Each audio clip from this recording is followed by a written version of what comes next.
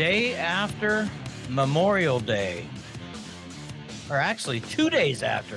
What am I thinking? Well, we don't Busted gotta lie. pencils. Yeah, man. Tim. It's the day we're recording. I know. We're recording the day after Memorial Day. Busted pencils, fully leaded education talk, educated educators talking education. Jacob, chairman of the boards, Dr. Big Dog, I can see here, or that's Dr. Johnny Lupinacci. And me, Dr. Tim Slecker. Yeah, we're here. Classes in session. Whew. I got to tell you, though, Johnny, coming out of a long holiday weekend. And as you know, I've been kind of really busy. I'm relocating states. I will be moving from Ohio to Pennsylvania, and in the process, a lot of work trying to get a house sold, purchase a house, and the house we're purchasing, we love it. What we're trying to do right now, though, is we've got lots of bats in the attic. And so I've spent the entire weekend learning everything there is about bat relocation, not extermination, and the fact that you can only relocate bats during a certain time period. And after that, you have bat blackout, in which you have to wait and let them have their young before you can relocate them again. So I didn't even realize that that's what's happening. And Johnny, I got to tell you, with all of that going on, I'm a little light on understanding the realities we're facing in education right now. I was wondering if you had anything going out there. Oh man, we always got things happening, Tim. All things are moving. We had a great Memorial Day this weekend, a good show. We chopped it up. Jacob and I did a little history lesson on some of the aspects of Memorial Day, differentiating it from Veterans Day, but nonetheless expressing its importance and holding space for simultaneously being, against war in general, but understanding that it's happened and that people have sacrificed their lives. So if you didn't catch the Memorial Day show, go back, give it a listen, or hopefully you enjoyed your start to summer, even though it's not the scientific start to summer. It's sort of the political, cultural one here, kind of shifting into the season. Tim, you're studying bats, man. All I can think of is, alrighty then. That's my bad impression from Ace Ventura. But what did he deal with all that guano? Yeah, that's actually what the biggest actually relocating bats, not that hard a thing. You just go in, you seal up where they're coming in, give them a one-way exit. They let themselves out, then they can't get back in. But there's a whole lot of stuff left over from where they, when they were hanging, they dropped stuff. Yeah. I if I remember correctly, from a movie that I probably shouldn't have been learning as much as I learned from watching. I mean, there's some stuff that probably we could do without in our lives, in Ace Ventura. But I remember Jim Carrey did teach me about bat doo-doo and guano. So I'm a little confused, though. I thought when you said I've got a lot of bats in the attic, I assumed that was like a metaphor for you have a lot going on right now. But there are really bats in your attic, is what you're saying. Well, Jacob, I got to tell you, it was like irons in the fire. Bats in this attic, my cranium, that's always a reality that I'm dealing with. But yeah, literal bats and literal bat poop. So, well, hey man, you'll get it figured out. And big ups for doing the relocation thing. That's probably awesome because we need bats. Our science teachers out there will tell us. And I remember one of the best things we used to do on our sort of urban farm in school was we'd put up a lot of bat houses because we had mosquito issues, and they were great hunters and feeders on the mosquitoes. So kept our mosquitoes down to put up bat houses, and what a cool creature too, man. So they do poop. Yeah, and you're dealing with that. So class in session this week. You're learning stuff. Hey, say we. You might not thought we weren't going to teach, right? We thought we weren't going to teach, and there we are teaching right there, Johnny. But I'll tell you what, though, over the weekend, around the holiday celebrations and, the rest and things. And, I was, scrolling through the social medias, and Civic Media had a post that caught my attention, and I got on and got to listen to the show a bit. And Mornings with with Pat, and they interview Representative Christian Phelps, Wisconsin Representative Christian Phelps. And I thought, we got to talk about this on Busted Pencils, maybe a class in session this week. Tim, we had a great show not too long ago with the Wisconsin Public Educators Network, right? And, WPEN, great organization. If you're listening and you don't know about them, well, now you know about them. You got to check them out. Wisconsin Public Education Network. But we were talking about the budget proposals and the budget cuts. And Representative Christian Phelps, came on and he asked a fair question. Why doesn't anything good ever happen around here? He's not pulling any punches. I like a direct quote like that. And what he's referring to is, and I'm going to just quote the Civic Media Post and Report here because it's a great summary of their discussion, but saying, in rural Wisconsin, so you listeners out there, pencil busters in Wisconsin and rural Wisconsin, we know this because you've called in and you've talked with us, and we know by and large you support public schools. But he said in rural Wisconsin, public schools aren't just where kids learn. They're the heart of the community and oftentimes one of the largest employers. Wisconsin families believe our kids deserve every opportunity to succeed. And we talk about that on the show, Tim, that these are like our public schools are linked to our local economies. We said it here, strong democracy hinges on public education, not just the things that kids are learning in classrooms. That's a really important aspect of it because they become our future citizens, but also because they're part of our local economy. There are a number of ways, whether it's events, whether, it's services, all the different things, they're woven tightly into our economy. As a producer of, good, responsible, ethical, democratic citizens that are also laborers, but also they employ a lot of people in our communities. But here's the kicker, and here's where Representative Christian Phelps is kind of, getting right to the point. The Republican-controlled Budget Committee recently just cut teacher apprenticeships. So we've talked about that on the show, man. Tim. Special education funding. We've had special shows on that. Healthy school lunch programs. Don't even get me started, Tim. You know where I sit on this. So understanding the lay of that land for our listeners, that's our class in session today, right? There was budget committee at the legislative level. Remember, we talk about education as a state right, and Wisconsin is a state. You all know that.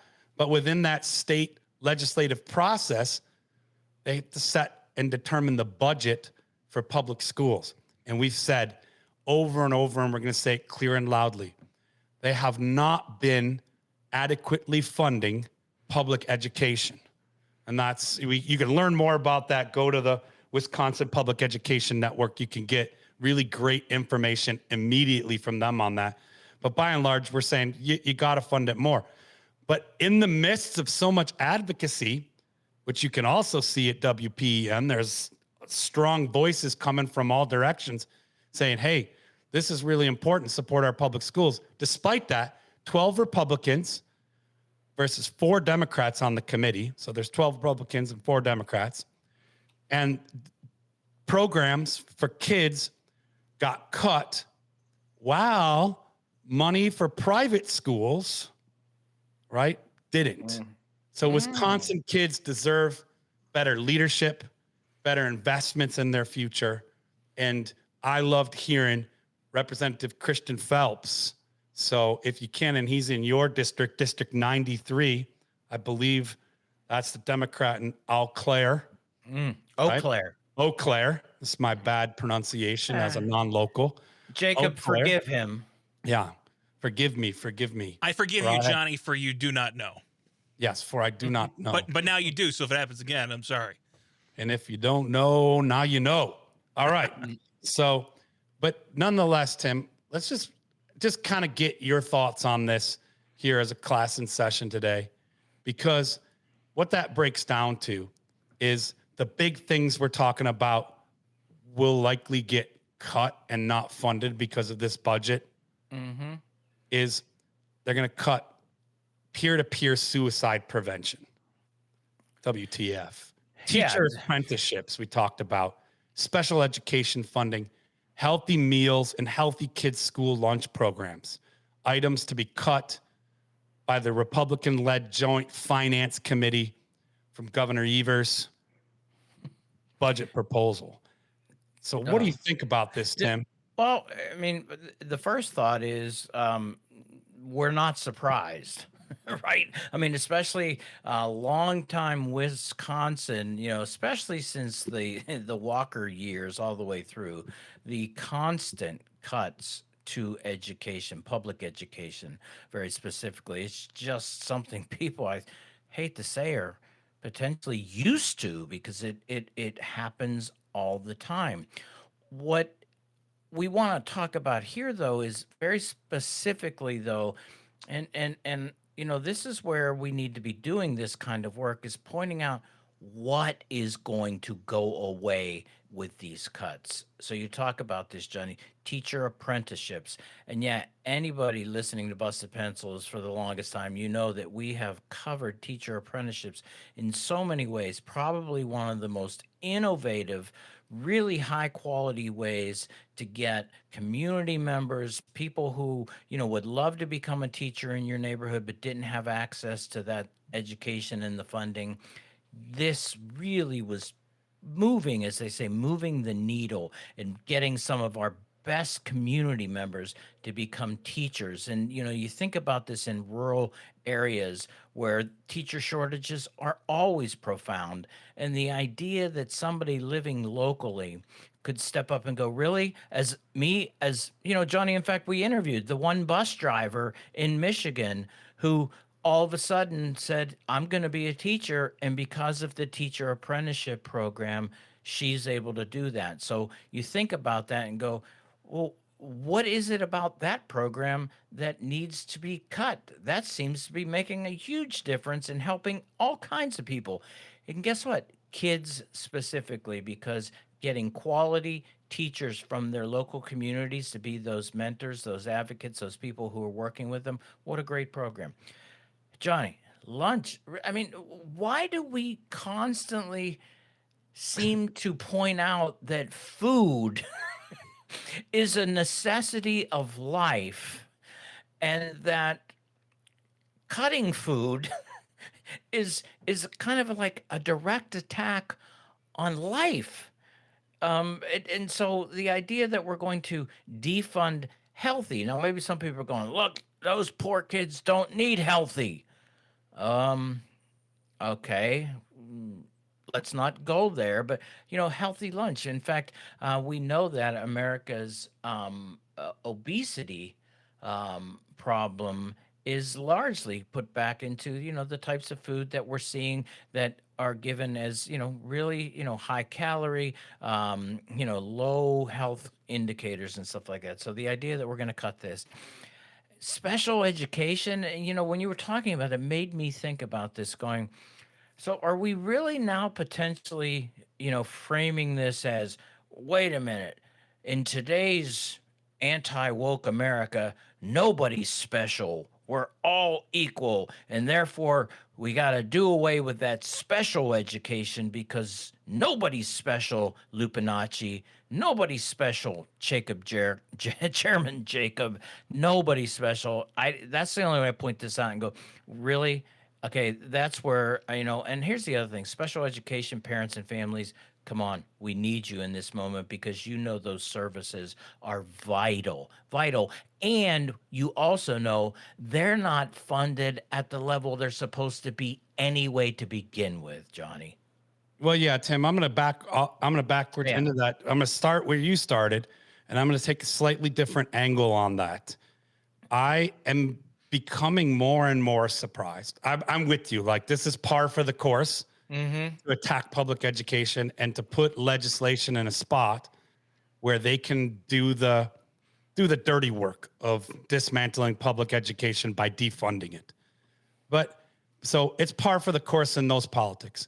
But I'm going to say I am getting more and more surprised that across both parties, they're pulling it off. Because this is what I want to emphasize, and I think this is what Representative Christian Phelps was saying is, we know by and large, people in Wisconsin, actually people across this entire country, but especially in Wisconsin, across counties that voted both red and blue, let's just kind of boil it down to that, supported public schools. So this is a clear-cut case of when is legislation going to do the democracy job of representing its constituency? This is where I am going to say I am surprised. Enough is enough. There is bipartisan voters out there who identify as either, Republican or Democrat, we're somewhere in that mix of things. And across both groups say, what you say, Tim, yeah, we got to support our public schools. It's a no-brainer. Right. But yet legislation, so that, this joint finance committee, 12 Republicans, 4 Democrats, it results in massive cuts. So it sounds like, you have amazing, I wouldn't even call them whistleblowers, just, communicating what's happening at that legislative level. Representative Christian Phelps coming on and saying, hey, this doesn't represent the constituency. What do y'all think? How should we proceed?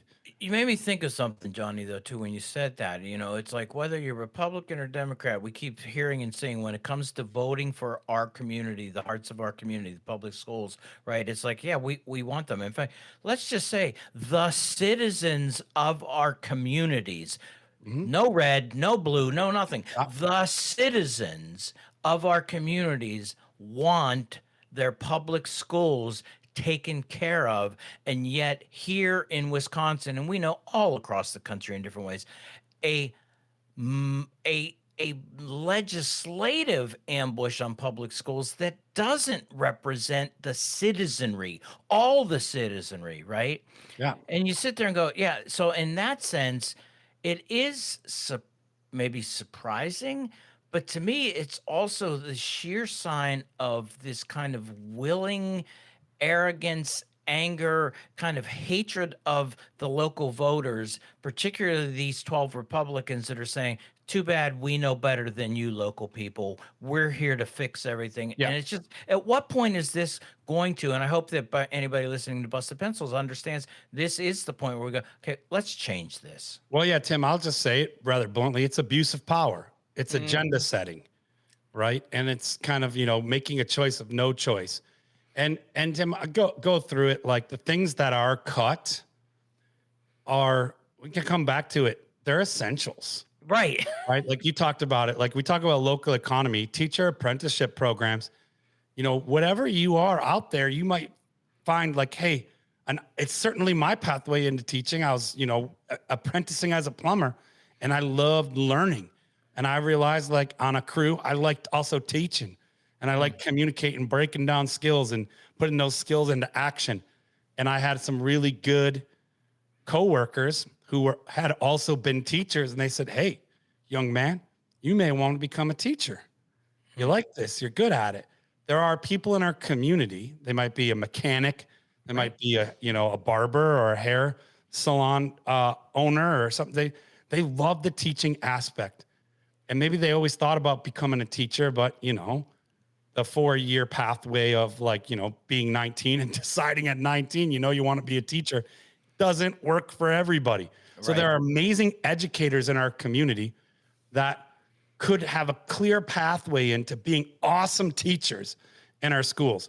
To cut that is to directly say, we don't care about jobs in your community. We don't care about your career growth or transitions you may figure out in your adult life. In fact, we don't even need you or want you in our schools. And those are oftentimes some of the best educators in our community. The cutting of special education funds, to me, Tim, it's infuriating, one, because it's hitting the most vulnerable. Right. By supposed Christians. So supposed Christians who should be, meeting the most in need in our community with the most support, instead are doing the opposite, which is always befuddling to me, but par for the course. But the idea of cutting special education funding, this is a big one, Tim, because I got my guy. It's not my responsibility because this is directly a result of federal cuts. Yeah. So the federal cuts saying, okay, well, we're not giving this extra money to states states saying, well, we're going to have to cut back because we've only been able to fund this. So to increase it, which is what they've poo-pooed, is to increase to make up for the deficit. So it's like disaster politics. The federal government creates a disaster for the Wisconsin legislation, and the Wisconsin legislation says, well, sorry, I got my guy. You know, it doesn't count. Like, we still got scored on. We still might lose the game. And in this case, the most vulnerable in our community suffer, right? And we could go on and on about healthy food, Tim, but it's just a no-brainer. Even if you're not for equity, and I have beef with you if you're not, but that's okay. We can disagree. Even if you're not for equity, you got to be in for saving money. And it costs less to educate, feed, and provide these services to a kid for a few years than it does to keep them in our prisons for however long they're likely to be incarcerated for, because they didn't do well in our school system, which sadly is too often the case. So if you fancy yourself fiscally responsible, this is a no-brainer. Feed the kids.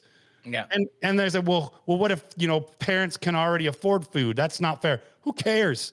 Let's not waste time figuring it out. Let's just provide food for kids. Yeah. And everybody grows together. Everybody has, less behavior problems. Everyone's a better learner when we've been fed, when we're taken care of, and when our important places like public education are well funded. Tim, I'm going to reach out to Representative Christian Phelps and try and get him on our show, because I think this young representative is on fire, representing the good fight, and it would be a great conversation. Absolutely. But now, Johnny, it's time for your moment of Zen.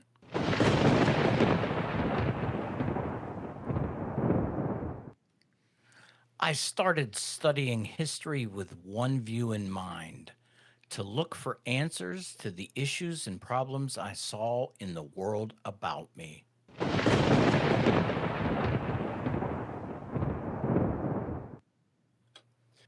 Thanks for listening to today's episode, Class in Session of Busted Pencils.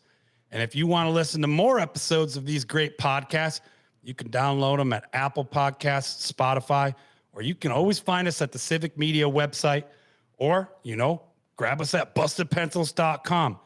Don't forget, we got hurdles and home runs on Friday. Yeah, there's heroes on that too. We've got our broadcast at 3 p.m. Central Time across all the Busted Pencils networks on Civic Media at 3 p.m. Saturdays, always, where you can get 1 hour of your favorite blue-collar scholars, Tim and Johnny, and keep busting pencils.